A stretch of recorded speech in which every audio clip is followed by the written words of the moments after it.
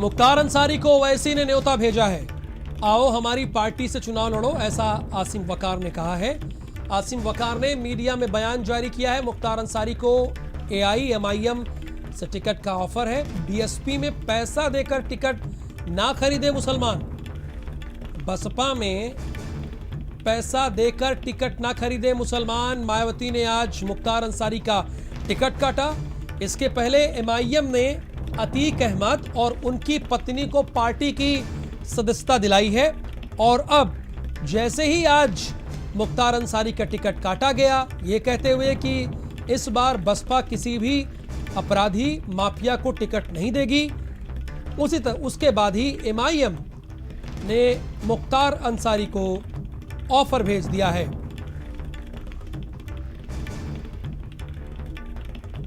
मुख्तार अंसारी को ऑफर भेजा गया है। आसिम वकार ने मीडिया में बयान दिया है। बसपा में पैसा देकर मैं ये आश्वासन देता हूं कि अगर मुख्तार अंसारी साहब चुनाव लड़ना चाहें तो मजलिस इत्तेहादुल मुस्लिमीन के दरवाजे उनके लिए खुले हैं और हम उनको टिकट देंगे। और मैं बाकी मुसलमानों से भी गुजारिश कर रहा हूं कि करोड़ों करोड़ों रुपए का टिकट जाकर इनसे मत खरीदें, अपने पैसे बर्बाद मत करें। जीते ये लोग आपको जीतने नहीं देंगे, ये आपके पैसे भी लेंगे और आपको चुनाव भी हराएंगे, क्योंकि इनकी कम्युनिटी का वोट आपकी तरफ ट्रांसफर नहीं होता है। तो ट्रांसफर नहीं होता। इसके पहले भी मायावती ने जिक्र किया था कि उनका वोट किसी की तरफ ट्रांसफर नहीं हुआ दूसरे दल की तरफ, और अब एक और बयान सामने आया है। बहरहाल खबर यह है कि मुख्तार अंसारी को एमआईएम ने ऑफर यह दिया है कि आप हमारी पार्टी से चुनाव लड़ें, अगर लड़ना चाहें तो। ये उन्होंने ऑफर दिया है। और दूसरी तरफ ये कहा है कि मुसलमान बसपा में पैसे देकर टिकट ना खरीदें।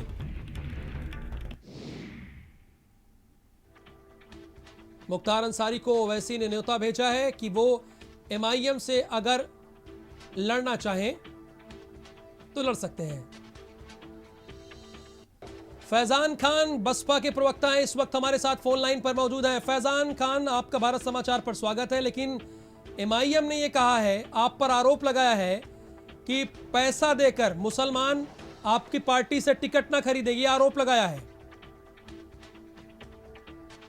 कि क्या नीति है, क्या वो ध्रुवीकरण की राजनीति कर रही है, वो एमआईएम जाने।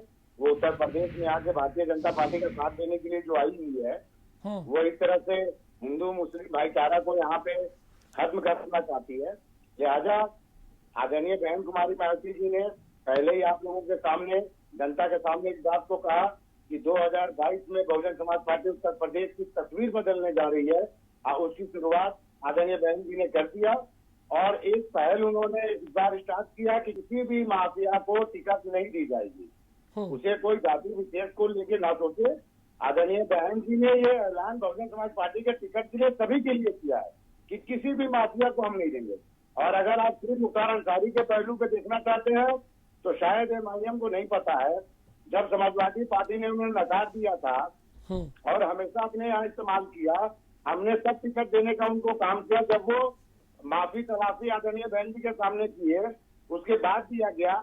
लेकिन जब देखा गया कि उन लोगों के कार्य में, उन लोगों के काम में कोई सुधार नहीं आ रहा और उनकी छवि साफ नहीं हो रही है जनता के बीच में, हमने उनका टिकट काट दिया और अपने साथ छवि के। नहीं फैजान, मैं आपसे जानना ये चाहता हूँ, भीम राजभर जी को वहां का टिकट का ऐलान फैजान जी, इसमें इतनी फफड़ाहट कैसे क्यों हो रही है विपक्षीदलों को?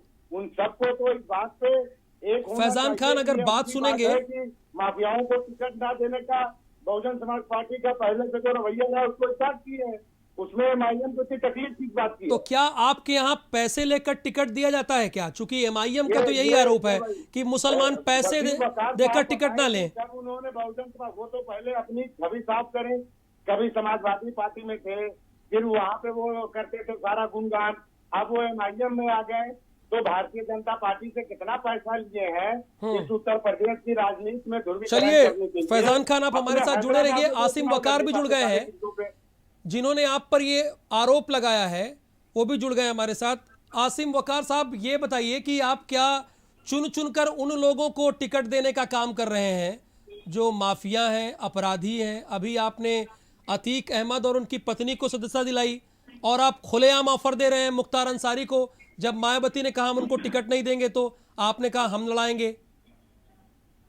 देखिए, जिनको आप माफिया और अपराधी कह रहे हैं, ये 4-4 बार और 5-5 बार के विधायक भी हैं और सांसद भी हैं, और हमारी पार्टी से नहीं है। जो पार्टियां आज पाक साफ बन रही हैं, जो आज बिल्कुल सूफी संत बने घूम रहे हैं, इन्हीं पार्टियों से हैं। और इन पार्टियों ने जब टिकट दिया उनको, तो उस वक्त इनको ये ज्ञान नहीं था कि अतीक अहमद माफिया है या मुख्तार अंसारी माफिया है।